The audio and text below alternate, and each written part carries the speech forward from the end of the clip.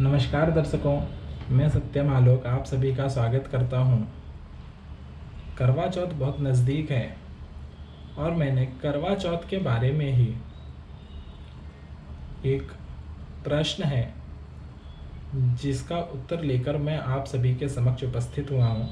आशा करता हूँ आप सभी को वह पसंद आएगा। सबसे पहले हम आरंभ करते हैं कि करवा चौथ का व्रत की स्थापना शुरुआत कहाँ से हुई और कौन था जिन्होंने सबसे पहले इस व्रत को किया। आप में से कुछ लोग जानते भी होंगे और नहीं जानते हैं तो भी कोई बात नहीं, मैं बता देता हूँ। करवा चौथ का जो सबसे पहला व्रत था वह किया गया था सावित्री के द्वारा। सावित्री, आप सभी ने थोड़ी थोड़ी कहानी अवश्य सुनी होगी कि सावित्री वो स्त्री थी जिन्होंने अपनी पति के प्राण यमराज से वापस ले लिए थे। आइए इस पूरी कहानी को हम पहले सुनते हैं और उसके बाद समझने का प्रयास करेंगे। इस करवा चौथ व्रत से जुड़े हुए कुछ तथ्य आशा करता हूँ आप सभी को पसंद आएंगे। कहानी प्रारंभ होती है एक सावित्री और सत्यवान नाम की एक पति पत्नी होते हैं। बहुत प्रेम होता है उनमें, काफ़ी खुश रहते हैं।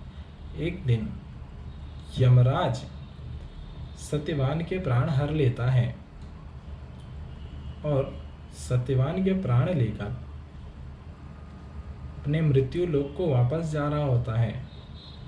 यह कहानी सतयुग की है, इसलिए सावित्री नाम की जो उसकी पत्नी होती है उसे इस बात का पता चल जाता है। वह काफ़ी प्रयास करती है, बहुत गिड़गिड़ाती है यमराज के सामने, अपने पति के प्राणों को छोड़ देने की बात कहती है। उसे गिड़गिड़ाता हुआ देख यमराज दुखी होते हैं, लेकिन इस जीवन चक्र में किसी के लिए भी वह अपना कार्य वह नहीं छोड़ सकते। इसलिए सावित्री को पूर्णतः मना कर देते हैं, लेकिन सावित्री भी बहुत विलाप करती है, बहुत रोती है।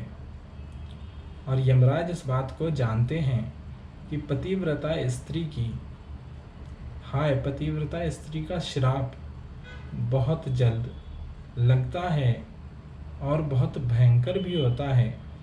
इस चीज़ का आभास यमराज को था, इसलिए वह सावित्री से कहते हैं अपने पति के प्राण छोड़कर आप कोई भी वरदान मांगिए, मैं उसको अवश्य पूर्ण करूँगा।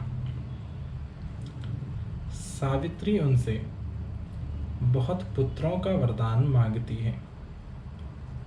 यमराज इस चाल को समझ नहीं पाते और वह उन्हें बहुत सारे पुत्रों का वरदान दे देते हैं, क्योंकि सावित्री पतिव्रता स्त्री थी, इसलिए किसी और के बारे में वह सोच भी नहीं सकती थी।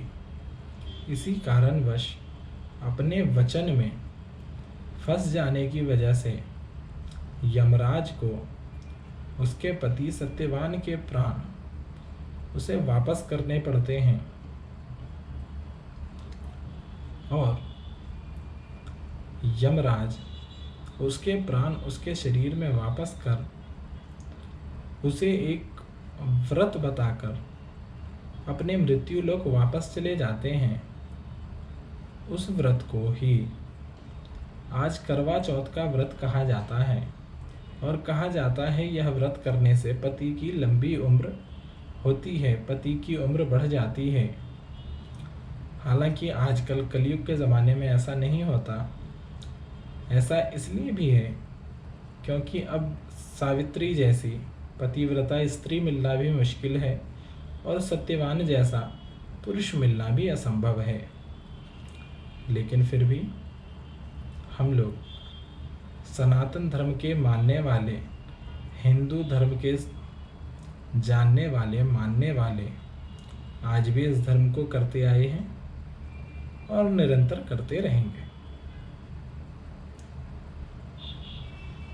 इसके पीछे की कथा तो हमने जान ली, लेकिन इसके पीछे का विज्ञान क्या है कि सिर्फ स्त्रियां ही व्रत करती हैं, चाहे वह तीज देख लीजिए जो कि पुत्रों के लिए किया जाता है, पुत्रों की लंबी आयु के लिए, या करवा चौथ का व्रत देख लीजिए जो अपनी पति की लंबी आयु के लिए किया जाता है। क्यों सिर्फ औरतों को ही ऐसा सौभाग्य प्राप्त है कि वह ही किसी की आयु लंबी कर सकती हैं? इस सवाल का जवाब देने का प्रयत्न करता हूँ। आशा करता हूँ आप सभी को पसंद आएगा। किसी को जन्म देने का अधिकार, किसी को कुछ प्रदान करने की क्षमता, वह शक्ति सिर्फ औरतों में ही पाई जाती है। इसी कारणवश जन्म देने वाली